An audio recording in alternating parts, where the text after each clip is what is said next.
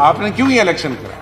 क्योंकि elected representatives उस level पे भी हो, ब्लॉक लेवल पे भी हो, डिस्ट्रिक्ट लेवल पे भी हो, छोटी छोटी कॉन्स्टिट्यूंसीज में हो, वो डेवलपमेंट करें। लेकिन एमएलए तो कानून भी बनाता है। अब अफसर हमारा तो कानून नहीं बना सकता। वो कानून बनाएगा, वो एक जगह एक आदमी बने। अभी हम यहां डिस्कस करते हैं तो कानून आप लाते हैं तो कितनी अमेंडमेंट्स उसमें आती हैं, कितनी उसमें सजेशंस आती हैं।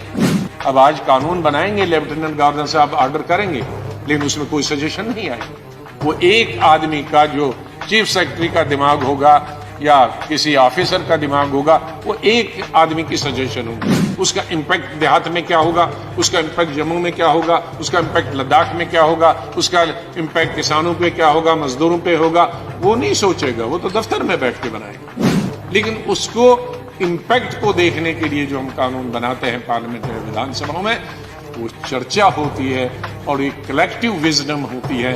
उस कलेक्टिव विजडम से वो एक नक्शा ही बदल जाता है। बिल यहां सदन के सामने रखा गया है। वो जम्मू कश्मीर का जो काडर है, आईएएस, आईपीएस, आईएफएस, उसको गोवा, मिजोरम और अरुणाचल प्रदेश के काडर के साथ मर्ज करने के लिए जो कानून बनाया जा रहा है, उस कानून के बारे में अगर ये नॉर्मल यूनियन टेरिटरी होती तो शायद मुझे कोई आपत्ति नहीं होती। लेकिन जैसे कि सदन में बताया गया है, माननीय प्रधानमंत्री जी ने, माननीय गृह मंत्री जी ने, कि जम्मू कश्मीर की स्टेट को यूनियन टेरिटरी का दर्जा कुछ समय के लिए दिया गया था और उसके बाद जम्मू कश्मीर को दोबारा से स्टेटहुड दी जाएगी।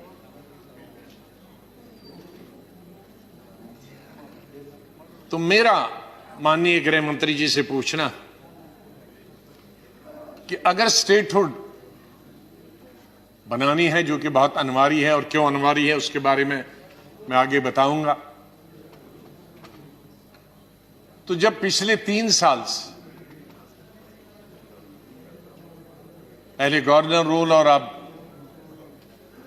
लेफ्टिनेंट गवर्नर जब से यूटी बनी, तो तब से अगर इसी काडर से काम चल रहा था, तो अगर आपने स्टेटहुड देनी है कुछ महीनों में, तो जब इतने साल चल रहा था उसी काडर से काम, तो इसको आप मर्ज करने की क्या जरूरत? उससे एक बड़ी शंका पैदा होती है कि government of India Jammu Kashmir को परमानेंटली यूनियन टेरिटरी रखना चाहता, और परमानेंटली अगर यूनियन टेरिटरी नहीं रखना चाहता था तो फिर 2-4 महीनों के लिए काडर को मर्ज करना और फिर स्टेट बनेगी और फिर उससे बाहर निकालना। तब तक कई ट्रांसफरें इधर की होंगी, इधर की होंगी।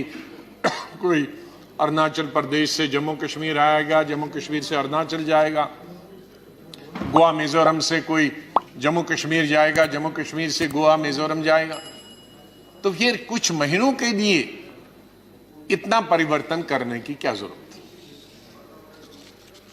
मुझे खुशी है कि गृह मंत्री जी यहां हैं। बहुत सारी चीजों पे जब आर्टिकल 370 खत्म हुआ था, यूनियन टेरिटरी बनी, उस पर चर्चा हुई थी। मैं उस पर आज दोबारा चर्चा नहीं करना चाहता और मैं कोई कठोर शब्दों का भी इस्तेमाल नहीं आज करना चाहता हूं, क्योंकि शायद ये इस सदन में मेरी किसी भी बिल पर या क्वेश्चन पर आखिरी स्पीच। लेकिन कुछ तर्क ये दिए गए थे उस वक्त कि यूटी क्यों बनाया जा रहा, ये तर्क दिया जा रहा था या तर्क दिया गया था कि विकास नहीं हो रहा, डेवलपमेंट नहीं हो रही है, इंडस्ट्रीज बाहर से जा नहीं पा रहे हैं, उनको जमीन नहीं मिल रही, इसलिए उद्योग बाहर से नहीं जा रहे हैं और जिसके कारण वहां एम्प्लॉयमेंट नहीं मिल रही है, अनएम्प्लॉयमेंट है ज्यादा। तो यूटी बनाएंगे तो बहुत सारे लोग आएंगे, डेवलपमेंट करेंगे, उद्योग लगाएंगे, विकास करेंगे। गवर्नमेंट लेथार्जिक है, वो रुचि नहीं ले रही है, अनएम्प्लॉयमेंट है, उसका समाधान निकालेंगे। लेकिन माननीय डिप्टी चेयरमैन साहब, जब से गवर्नर रूल हुआ और जब से स्टेटहुड, विशेष रूप से जब से यूनियन टेरिटरी बनी और स्टेटहुड खत्म हो गई, एक तो स्टेट के नक्शे से हिंदुस्तान के उड़ गई, यूनियन टेरिटरी बन गई, वो तो अलग बात। लेकिन मैं उन मुद्दों की तरफ ध्यान दिलाना चाहता हूं जिनके आधार पर जो एक बेस बनाई गई थी कि ये कारण है यूटी बनाने के। मैं इंडस्ट्रीज की बात करता हूं। कश्मीर में बहुत कम इंडस्ट्रीज आती हैं, बाहर का तो कोई जाता ही नहीं है। उसके कारण है क्योंकि वहां सफल नहीं रहती इंडस्ट्री, 6 महीने तो विंटर होता है, दूर भी है।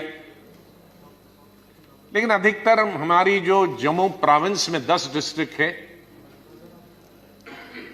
उन 10 डिस्ट्रिक्टों में 3 ही डिस्ट्रिक्ट में जो पंजाब के साथ लगे हैं, कठुआ, सांबा और जम्मू। अधिकतर तो कठुआ में, थोड़ा फिर सांबा में और थोड़ी सी जम्मू।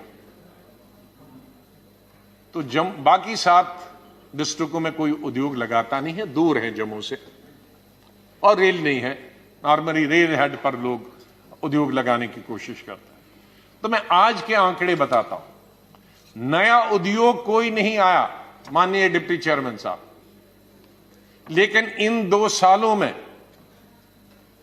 टोटल संख्या जम्मू प्रोविंस में उद्योगों की 12,997, तकरीबन 3 कम हैं 13,000 उद्योगों। और इनमें चल कितने रहे आज? 5,890, और बंद कितने हुए? 7,107। तो 60% माननीय गृह मंत्री जी, उद्योग बंद हो गए, नया आया नहीं। तो ये तर्क कहां? उसका मतलब है कि वो तर्क जो दिया गया था कि हम यूटी बनाएंगे, बाहर से आएंगे, मैं ये कहता हूं ये सब बाहर के थे। ये कोई पंजाब के थे, कोई हरियाणा का था, कोई दिल्ली का था, कोई मुंबई का था। तो यूटी बनाने के बाद कोई नया आया नहीं। यूटी बनाने के बाद जो पुराने थे वो भी चले गए, क्योंकि अनसर्टनिटी है, इंसेंटिव्स खत्म किए गए। फिर ये जो 1-1.5 साल से 5 अगस्त 18 से जो गतिरोध बनता रहा, तो लोग भागी गए क्लोज। सरकार अगर होती, वहां इलेक्टेड गवर्नमेंट होती है, तो समाधान कुछ हद तक होता। मंत्री कम होते हैं लेकिन एमएलएज होते हैं। क्यों हम पूरे देश में यूटीज नहीं बनाते हैं? क्यों इलेक्टेड गवर्नमेंट रखते हैं? सर, मैं किसी ऑफिसर के खिलाफ, किसी लेफ्टिनेंट गवर्नर के खिलाफ नहीं हूं, लेकिन माननीय गृह मंत्री जी ये मानेंगे कि जो रिस्पॉन्सिबिलिटी एक इलेक्टेड रिप्रेजेंटेटिव की होती है, वो एक मुलाजिम की नहीं होती। आपने अभी जम्मू कश्मीर में डीडीसी के, बीडीसी के इलेक्शन किए, जिसकी हमने सराहना की, हमने उसको सपोर्ट किया। क्यों किया? आपने क्यों ये इलेक्शन कराया? क्योंकि इलेक्टेड रिप्रेजेंटेटिव्स उस लेवल पे भी हो, ब्लॉक लेवल पे भी हो, डिस्ट्रिक्ट लेवल पे भी हो, छोटी छोटी कॉन्स्टिट्यूंसीज में हो, वो डेवलपमेंट करे। लेकिन एमएलए तो कानून भी बनाता है। अब अफसर हमारा तो कानून नहीं बना सकता। वो कानून बनाएगा, वो एक जगह एक आदमी बने। अभी हम यहां डिस्कस करते हैं तो कानून आप लाते हैं तो कितनी अमेंडमेंट्स उसमें आती हैं, कितनी उसमें सजेशंस आती हैं। अब आज कानून बनाएंगे, लेफ्टिनेंट गवर्नर साहब ऑर्डर करेंगे, लेकिन उसमें कोई सजेशन नहीं आई। वो एक आदमी का जो चीफ सेक्रेटरी का दिमाग होगा या किसी ऑफिसर का दिमाग होगा, वो एक आदमी की सजेशन होगी। उसका इंपैक्ट देहात में क्या होगा, उसका इंपैक्ट जम्मू में क्या होगा, उसका इंपैक्ट लद्दाख में क्या होगा, उसका इंपैक्ट किसानों पे क्या होगा, मजदूरों पे होगा, वो नहीं सोचेगा। वो तो दफ्तर में बैठ के बनाएगा। लेकिन उसको इंपैक्ट को देखने के लिए जो हम कानून बनाते हैं पार्लियामेंट या विधानसभा में, वो चर्चा होती है और एक कलेक्टिव विजडम होती है। उस कलेक्टिव विजडम से वो एक नक्शा ही बदल जाता है। सर, एम्प्लॉयमेंट के लिए कुछ रास्ते इस सरकार ने यूटी के दौरान दिए। रहबरे टीचर, जो टीचर हैं, जो ट्रेनिंग देते हैं बच्चों को स्कूल में, विशेष रूप से फिजिकल टीचर्स, 3000 फिजिकल टीचर्स इसी सरकार में लगे 2 साल पहले। लेकिन 7 साल तक उनको प्रोबिशन पीरियड है, और 7 साल तक सर आपको हैरान होंगे, जो फिजिकल टीचर्स हैं जो लगाए गए हैं बाय सिलेक्शन लगाए गए हैं। बीए एलएलबी हैं, एमए हैं, एमफिल हैं, पीएचडी हैं, और 7 साल तक उनको माननीय गृह मंत्री जी पर मंथ सिर्फ 3000 रुपए मिले। 3000 रुपए किसी फिजिकल टीचर को आप 7 साल तक दे सकते हैं? माननीय गृह मंत्री जी, ये कौन सा तजर्बा हो रहा होगा? मेरे एक डेलीगेशन मिला, जम्मू के भी और श्रीनगर के। एक की 2 लड़कियां थी, दूसरे के एक लड़का और लड़की थी, तीसरे की एक लड़की थी। वो कहता है सर, मैं अपने हर महीने अपने दोस्तों से 100 200 रुपए लेता हूं, क्योंकि बच्ची छोटी है, उसका दूध पूरा नहीं होता। माननीय गृह मंत्री जी, आप इसकी तरफ ध्यान दीजिए कि प्रोबेशन तो होता है, 6 महीने का होता है, 1 साल का होता है, लेकिन 7 साल का फिजिकल टीचर का प्रोबेशन में सिर्फ 3 महीने, वो तो आधी नौकरी। पहले आज का नौकरी कोई 30-25 साल वाले को तो नहीं लगती है, 40 साल वाले को नौकरी लगती है।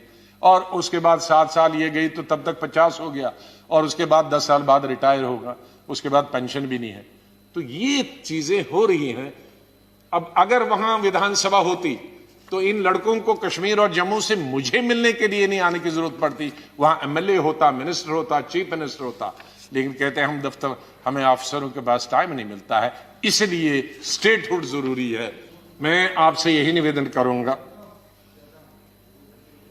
कि जम्मू कश्मीर में जितना जल्दी आप स्टेटहुड देंगे और उसके बाद इलेक्शन करें।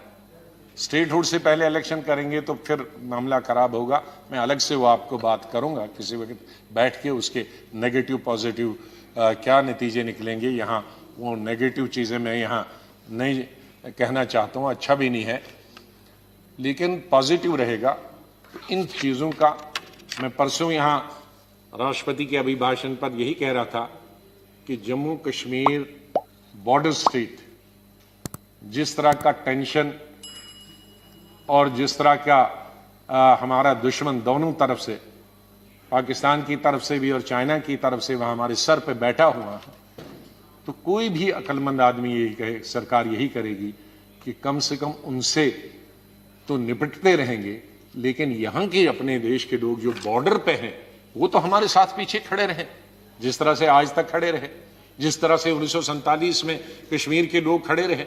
जब तक फौज बाद में पहुंची 27 अक्टूबर को, लेकिन तब तक 20 दिन तो कश्मीर के लोगों ने, मैं आपको भेजूंगा, मुझे एक बुक किताब मिली तब की, जिसमें, और पहली दफा मैंने देखा, जिसमें लड़कों की अगली ये ट्रेनिंग दी जा रही है बच्चों को बंदूक में 3-3 मैंने पहली दफा शायद हिंदुस्तान में कैसा नहीं हुआ। वो उस बुक में औरतों की एक मलेशिया बनाई गई, उनको, वो उनकी बंदूकें हैं, उनको सिखाया जा रहा है कि ये जो रजाकार आ रहे हैं, उनको रजाकार कह रहे हैं उधर से पाकिस्तान को, उनको फायर कैसे करना। मोहल्ले मोहल्ले की कमेटी बनाई। तो उन 15-20 दिन तो उन बच्चों ने, औरतों ने, मर्दों ने ही पाकिस्तान की फौज को तो रोका। तो उससे बड़ा टेस्ट क्या होता था? जबकि मजहब की बुनियाद पर पाकिस्तान और हिंदुस्तान बनाए गए थे, वो सब जाते उनके साथ मिल जाते, उनके साथ नहीं मिले, उनके साथ हमला किया, सूली पे चढ़ा दिया उन्होंने कश्मीर के लोगों को। लेकिन उनके पास तो ये छोटी छोटी बातों को नहीं रखना है, बड़े इतिहास को हमने देखना है। और जम्मू कश्मीर के हम हिंदू, मुसलमान, सिख, बौद्ध एक रहे आज तक और हमेशा एक रहेंगे। राजनीति में सबको मौका मिलता है, कोई पीछे नहीं है, उसमें कोई ये नहीं कहेगा। और मुझे गौरव है हमारी स्टेट का मुझे गौरव है, और हिंदुस्तान के सब स्टेटों को सीखना चाहिए। मेजॉरिटी मुस्लिम होकर भी हमारे कई दशक हुए मुसलमान डीजी को हुए, हमारे कई दशक हुए मुसलमान चीफ सेक्रेटरी को, शायद मैं तब पढ़ता था। हमारे 80% जब गवर्नमेंट भी होती है मुस्लिम चीफ मिनिस्टर होते हैं, 70% हमारे ऑफिसर्स नॉन मुस्लिम होते हैं। मैंने आज तक कोई चीफ मिनिस्टर नहीं देखा मुझसे लेकर और ये कहते हैं चाहे मुफ्ती मोहम्मद सईद हो, उमर अब्दुल्ला हो, फारूक अब्दुल्ला, जिसका प्रिंसिपल सेक्रेटरी हिंदू ना हो, जिसका चीफ सेक्रेटरी हिंदू ना हो, जिसका डीजीपी हिंदू ना हो, जिसके आधे से ज्यादा 2/3 ऑफिसर जो हैं, चाहे वो डीसीज और एसपीज, वो हिंदू ना हो। हमारे ये नहीं है, कभी हमने नहीं सोचा है।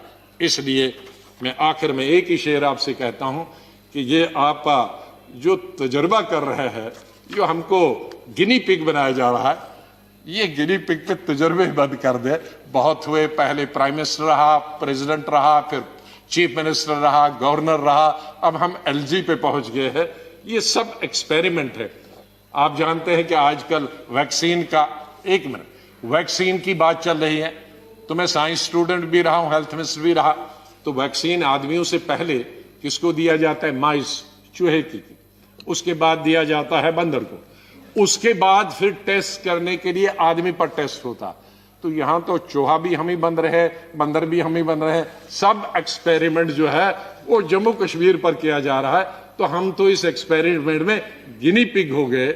इसलिए खुदा के लिए इस गिनी पिग से हमें बचाइए। और इस शेर से, एक रात से, ये गृह मंत्री जी के लिए शेर, एक रात से, अब रात नहीं है, अब शायर ने बताया है रात, तो उसका कोई दूसरा किस्सा होगा रात वाला। शायर तो आप जानते हैं, लेकिन यहां तो दिन में हुआ था, माननीय गृह मंत्री जी ने कहा था। लेकिन शेर जो है वो समझ जाएंगे गृह मंत्री जी। एक रात से आपने उम्मीदों पे क्या रखा है? एक रात से, जब आपने कहा था स्टेट बनेगी, उसके बारे में बताता हूं। एक रात से आपने उम्मीदों पे क्या रखा है?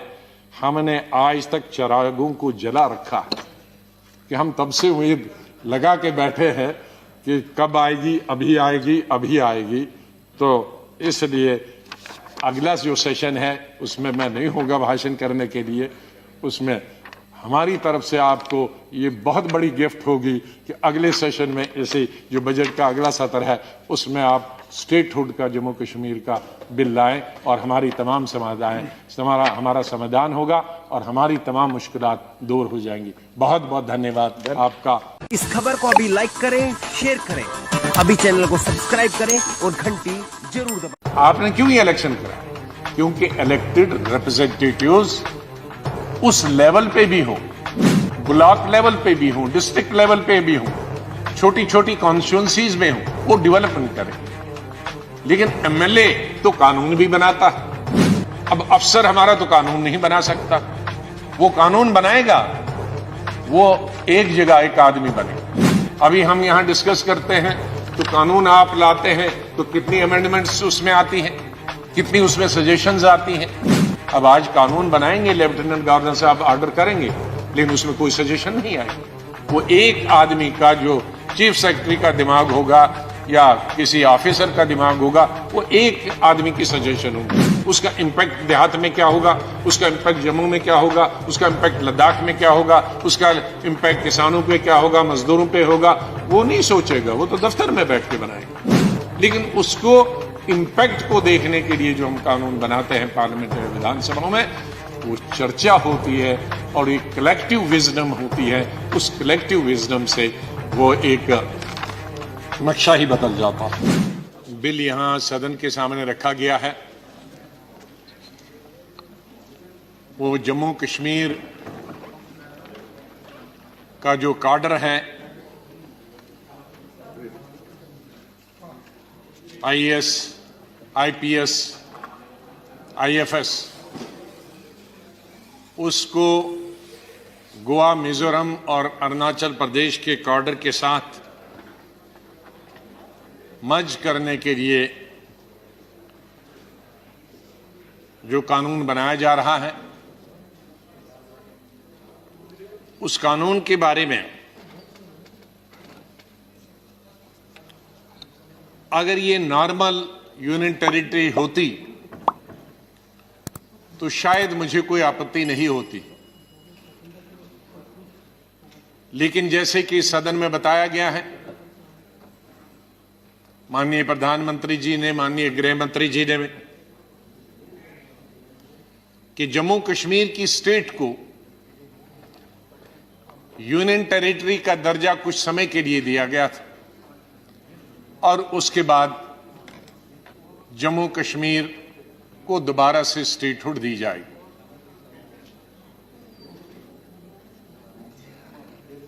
तो मेरा माननीय गृह मंत्री जी से पूछना कि अगर स्टेटहुड बनानी है, जो कि बहुत अनिवार्य है, और क्यों अनिवार्य है उसके बारे में मैं आगे बताऊंगा, तो जब पिछले 3 साल से पहले गवर्नर रूल और अब लेफ्टिनेंट गवर्नर जब से यूटी बनी, तो तब से अगर इसी काडर से काम चल रहा था, तो अगर आपने स्टेटहुड देनी है कुछ महीनों में, तो जब इतने साल चल रहा था उसी काडर से काम, तो इसको आप मर्ज करने की क्या जरूरत? उससे एक बड़ी शंका पैदा होती है कि government of India Jammu Kashmir को परमानेंटली यूनियन टेरिटरी रखना चाहता, और परमानेंटली अगर यूनियन टेरिटरी नहीं रखना चाहता था तो फिर 2-4 महीनों के लिए काडर को मर्ज करना और फिर स्टेट बनेगी और फिर उससे बाहर निकालना, तब तक कई ट्रांसफरें इधर की होंगी, इधर की होंगी। कोई अरुणाचल प्रदेश से जम्मू कश्मीर आएगा, जम्मू कश्मीर से अरुणाचल जाएगा, गोवा मिजोरम से कोई जम्मू कश्मीर जाएगा, जम्मू कश्मीर से गोवा मिजोरम जाएगा। तो फिर कुछ महीनों के लिए इतना परिवर्तन करने की क्या जरूरत थी? मुझे खुशी है कि गृह मंत्री जी यहां हैं। बहुत सारी चीजों पे जब आर्टिकल 370 खत्म हुआ था, यूनियन टेरिटरी बनी, उस पर चर्चा हुई थी। मैं उस पर आज दोबारा चर्चा नहीं करना चाहता हूं,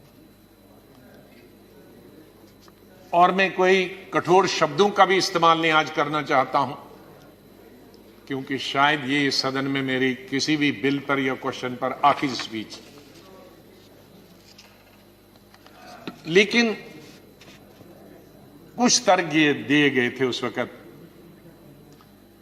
कि यूटी क्यों बनाया जा रहा, ये तर्क दिया जा रहा था या तर्क दिया गया था कि विकास नहीं हो रहा, डेवलपमेंट नहीं हो रही है, इंडस्ट्रीज बाहर से जा नहीं पा रहे हैं, उनको जमीन नहीं मिल रही, इसलिए उद्योग बाहर से नहीं जा रहे हैं, और जिसके कारण वहां एम्प्लॉयमेंट नहीं मिल रही है, अनएम्प्लॉयमेंट है ज्यादा। तो यूटी बनाएंगे तो बहुत सारे लोग आएंगे, डेवलपमेंट करेंगे, उद्योग लगाएंगे, विकास करेंगे।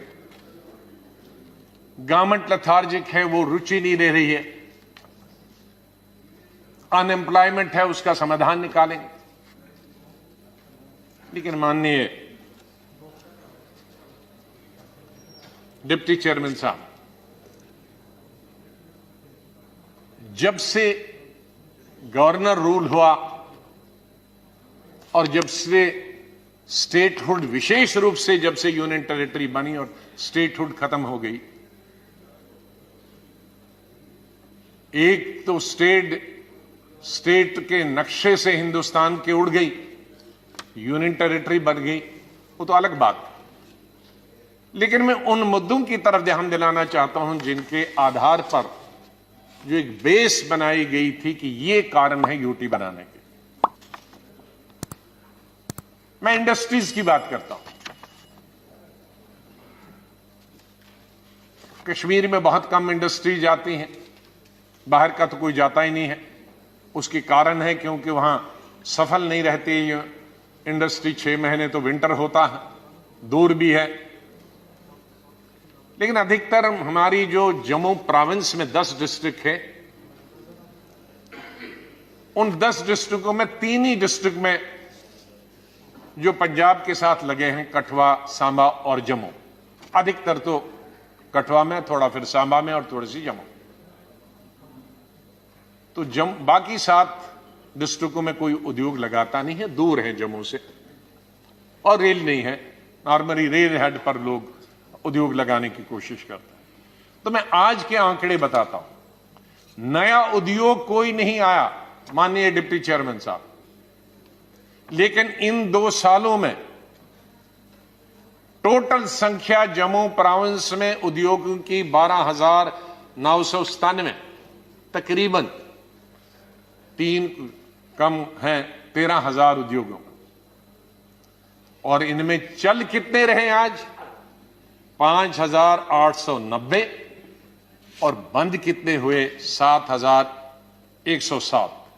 तो 60% माननीय गृह मंत्री जी उद्योग बंद हो गए, नया आया नहीं। तो ये तर्क कहां?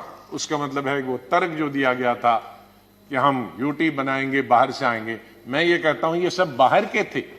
ये कोई पंजाब के थे, कोई हरियाणा का था, कोई दिल्ली का था, कोई बंबई का था। तो यूटी बनाने के बाद कोई नया आया नहीं। यूटी बनाने के बाद जो पुराने थे वो भी चले गए, क्योंकि अनसर्टनिटी है। इंसेंटिव्स खत्म किए गए। फिर ये जो 1-1.5 साल से 5 अगस्त 18 से जो गतिरोध बनता रहा, तो लोग भागी गए क्लोज। सरकार अगर होती, वहां इलेक्टेड गवर्नमेंट होती है, तो समाधान कुछ हद तक होता। मंत्री कम होते हैं लेकिन एमएलएज होते हैं। क्यों हम पूरे देश में यूटीज नहीं बनाते हैं? क्यों इलेक्टेड गवर्नमेंट रखते हैं? सर, मैं किसी ऑफिसर के खिलाफ, किसी लेफ्टिनेंट गवर्नर के खिलाफ नहीं हूं, लेकिन माननीय गृह मंत्री जी ये मानेंगे कि जो रिस्पॉन्सिबिलिटी एक इलेक्टेड रिप्रेजेंटेटिव की होती है, वो एक मुलाजिम की नहीं होती। आपने अभी जम्मू कश्मीर में डीडीसी के, बीडीसी के इलेक्शन किए, जिसकी हमने सराहना की, हमने उसको सपोर्ट किया। क्यों किया? आपने क्यों ये इलेक्शन कराया? क्योंकि इलेक्टेड रिप्रेजेंटेटिव्स उस लेवल पे भी हो, ब्लॉक लेवल पे भी हो, डिस्ट्रिक्ट लेवल पे भी हो, छोटी छोटी कॉन्स्टिट्यूंसीज में हो, वो डेवलपमेंट करे। लेकिन एमएलए तो कानून भी बनाता। अब अफसर हमारा तो कानून नहीं बना सकता। वो कानून बनाएगा, वो एक जगह एक आदमी बनेगा। अभी हम यहां डिस्कस करते हैं तो कानून आप लाते हैं तो कितनी अमेंडमेंट्स उसमें आती हैं, कितनी उसमें सजेशंस आती हैं। अब आज कानून बनाएंगे, लेफ्टिनेंट गवर्नर साहब ऑर्डर करेंगे, लेकिन उसमें कोई सजेशन नहीं आई।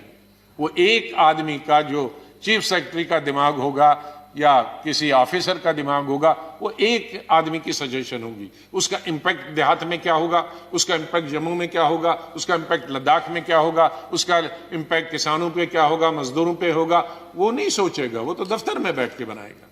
लेकिन उसको इंपैक्ट को देखने के लिए जो हम कानून बनाते हैं पार्लियामेंट या विधानसभाओं में, वो चर्चा होती है और एक कलेक्टिव विजडम होती है। उस कलेक्टिव विजडम से वो एक नक्शा ही बदल जाता। सर, एम्प्लॉयमेंट के लिए कुछ रास्ते इस सरकार ने यूटी के दौरान दिए। रहबरे टीचर, जो टीचर हैं, जो ट्रेनिंग देते हैं बच्चों को स्कूल में, विशेष रूप से फिजिकल टीचर्स, 3000 फिजिकल टीचर्स इसी सरकार में लगे 2 साल पहले, लेकिन 7 साल तक उनको प्रोबिशन पीरियड है। और 7 साल तक सर आपको हैरान होंगे, जो फिजिकल टीचर्स हैं जो लगाए गए हैं बाय सिलेक्शन लगाए गए हैं, बीए एलएलबी हैं, एमए हैं, एमफिल हैं, पीएचडी हैं, और 7 साल तक उनको माननीय गृह मंत्री जी पर मंथ सिर्फ 3000 रुपए मिले। 3000 रुपए किसी फिजिकल टीचर को आप 7 साल तक दे सकते हैं? माननीय गृह मंत्री जी, ये कौन सा तजर्बा हो रहा होगा? मेरे एक डेलीगेशन मिला जम्मू के भी और श्रीनगर के, एक की 2 लड़कियां थी, दूसरे के एक लड़का और लड़की थी, तीसरे की एक लड़की थी। वो कहता है सर मैं अपने हर महीने अपने दोस्तों से 100, 200 रुपए लेता हूं क्योंकि बच्ची छोटी है, उसका दूध पूरा नहीं होता। माननीय गृह मंत्री जी, आप इसकी तरफ ध्यान दीजिए कि प्रोबेशन तो होता है, 6 महीने का होता है, 1 साल का होता है, लेकिन 7 साल का फिजिकल टीचर का प्रोबेशन में सिर्फ 3 महीने, वो तो आधी नौकरी। पहले आजकल नौकरी कोई 30-25 साल वाले को तो नहीं लगती, 40 साल वाले को नौकरी लगती है, और उसके बाद 7 साल ये गई तो तब तक 50 हो गया, और उसके बाद 10 साल बाद रिटायर होगा, उसके बाद पेंशन भी नहीं है। तो ये चीजें हो रही हैं। अब अगर वहां विधानसभा होती तो इन लड़कों को कश्मीर और जम्मू से मुझे मिलने के लिए नहीं आने की जरूरत पड़ती, वहां एमएलए होता, मिनिस्टर होता, चीफ मिनिस्टर होता। लेकिन कहते हैं हम दफ्तर, हमें अफसरों के पास टाइम नहीं मिलता है, इसलिए स्टेटहुड जरूरी है। मैं आपसे यही निवेदन करूंगा कि जम्मू कश्मीर में जितना जल्दी आप स्टेटहुड देंगे और उसके बाद इलेक्शन करें। स्टेटहुड से पहले इलेक्शन करेंगे तो फिर मामला खराब होगा। मैं अलग से वो आपको बात करूंगा किसी वक्त बैठ के, उसके नेगेटिव पॉजिटिव क्या नतीजे निकलेंगे। यहाँ वो नेगेटिव चीजें मैं यहाँ नहीं कहना चाहता हूँ, अच्छा भी नहीं है, लेकिन पॉजिटिव रहेगा। तो इन चीजों का मैं परसों यहाँ राष्ट्रपति के अभिभाषण पर यही कह रहा था कि जम्मू कश्मीर बॉर्डर स्टेट, जिस तरह का टेंशन और जिस तरह का हमारा दुश्मन दोनों तरफ से, पाकिस्तान की तरफ से भी और चाइना की तरफ से वहां हमारे सर पे बैठा हुआ है, तो कोई भी अक्लमंद आदमी यही कहे, सरकार यही करेगी कि कम से कम उनसे तो निपटते रहेंगे, लेकिन यहां के अपने देश के लोग जो बॉर्डर पे हैं वो तो हमारे साथ पीछे खड़े रहे, जिस तरह से आज तक खड़े रहे, जिस तरह से 1947 में कश्मीर के लोग खड़े रहे। जब तक फौज बाद में पहुंची 27 अक्टूबर को, लेकिन तब तक 20 दिन तो कश्मीर के लोगों ने, मैं आपको भेजूंगा, मुझे एक बुक किताब मिली तब की, जिसमें, और पहली दफा मैंने देखा, जिसमें लड़कों की अगली ये ट्रेनिंग दी जा रही है बच्चों को, बंदूक में 3-0 मैंने पहली दफा शायद हिंदुस्तान में कैसा नहीं हुआ। वो उस बुक में औरतों की एक मलेशिया बनाई गई, उनको, वो उनकी बंदूकें हैं, उनको सिखाया जा रहा है कि ये जो रजाकार आ रहे हैं उनको रजाकार कह रहे हैं, उधर से पाकिस्तान को, उनको फायर कैसे करना। मोहल्ले मोहल्ले की कमेटी बनाई। तो उन 15-20 दिन तो उन बच्चों ने, औरतों ने, मर्दों ने ही पाकिस्तान की फौज को तो रोका। तो उससे बड़ा टेस्ट क्या होता था, जबकि मजहब की बुनियाद पर पाकिस्तान और हिंदुस्तान बनाए गए थे। वो सब जाते, उनके साथ मिल जाते, उनके साथ नहीं मिले, उनका हमला, उनके साथ हमला किया, सूली पे चढ़ा दिया उन्होंने कश्मीर के लोगों को, लेकिन उनके पास। तो ये छोटी छोटी बातों को नहीं रखना है, बड़े इतिहास को हमने देखना है। और जम्मू कश्मीर के हम हिंदू, मुसलमान, सिख, बौद्ध एक रहे आज तक और हमेशा एक रहेंगे। राजनीति में सबको मौका मिलता है, कोई पीछे नहीं है, उसमें कोई ये नहीं कहेगा। और हमारी, मुझे गौरव है हमारी स्टेट का मुझे गौरव है, और हिंदुस्तान के सब स्टेटों को सीखना चाहिए। मेजॉरिटी मुस्लिम होकर भी हमारे कई दशक हुए मुसलमान डीजी को हुए, हमारे कई दशक हुए मुसलमान चीफ सेक्रेटरी को, शायद मैं तब पढ़ता था। हमारे 80% जब गवर्नमेंट भी होती है मुस्लिम चीफ मिनिस्टर होते हैं, 70% हमारे ऑफिसर्स नॉन मुस्लिम होते हैं। मैंने आज तक कोई चीफ मिनिस्टर नहीं देखा मुझसे लेकर और ये कहते हैं चाहे मुफ्ती मोहम्मद सईद हो, उमर अब्दुल्ला हो, फारूक अब्दुल्ला, जिसका प्रिंसिपल सेक्रेटरी हिंदू ना हो, जिसका चीफ सेक्रेटरी हिंदू ना हो, जिसका डीजीपी हिंदू ना हो, जिसके आधे से ज्यादा 2/3 ऑफिसर जो हैं चाहे वो डीसीज और एसपीज वो हिंदू ना हो। हमारे ये नहीं है, कभी हमने नहीं सोचा है। इसलिए मैं आखिर में एक ही शेर आपसे कहता हूं कि ये आप जो तजर्बा कर रहे हैं, जो हमको गिनी पिग बनाया जा रहा है, ये गिनी पिग पे तजर्बे बंद कर दे। बहुत हुए, पहले प्राइम मिनिस्टर रहा, प्रेसिडेंट रहा, फिर चीफ मिनिस्टर रहा, गवर्नर रहा, अब हम एलजी पे पहुंच गए हैं। ये सब एक्सपेरिमेंट है। आप जानते हैं कि आजकल वैक्सीन का, एक मिनट, वैक्सीन की बात चल रही है, तो मैं साइंस स्टूडेंट भी रहा हूं, हेल्थ मिनिस्टर भी रहा, तो वैक्सीन आदमियों से पहले किसको दिया जाता है? माइस, चूहे की, उसके बाद दिया जाता है बंदर को, उसके बाद फिर टेस्ट करने के लिए आदमी पर टेस्ट होता। तो यहां तो चूहा भी हम ही बन रहे, बंदर भी हम ही बन रहे, सब एक्सपेरिमेंट जो है वो जम्मू कश्मीर पर किया जा रहा है। तो हम तो इस एक्सपेरिमेंट में गिनी पिग हो गए। इसलिए खुदा के लिए इस गिनी पिग से हमें बचाइए। और इस शेर से, एक रात से, ये गृह मंत्री जी के लिए शेर, एक रात से, अब रात नहीं है, अब शायर ने बताया है रात, तो उसका कोई दूसरा किस्सा होगा रात वाला। शायर तो आप जानते हैं, लेकिन यहां तो दिन में हुआ था, माननीय गृह मंत्री जी ने कहा था, लेकिन शेर जो है वो समझ जाएंगे गृह मंत्री जी। एक रात से आपने उम्मीदों पे क्या रखा है? एक रात से, जब आपने कहा था स्टेट बनेगी, उसके बारे में बताता हूं। एक रात से आपने उम्मीदों पे क्या रखा है? हमने आज तक चिरागों को जला रखा है।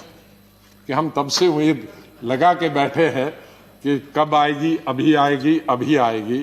तो इसलिए अगला जो सेशन है उसमें मैं नहीं होगा भाषण करने के लिए, उसमें हमारी तरफ से आपको ये बहुत बड़ी गिफ्ट होगी कि अगले सेशन में ऐसे जो बजट का अगला सत्र है उसमें आप स्टेटहुड का, जम्मू कश्मीर का बिल लाएं और हमारी तमाम हमारा समाधान होगा और हमारी तमाम मुश्किलात दूर हो जाएंगी। बहुत बहुत धन्यवाद आपका।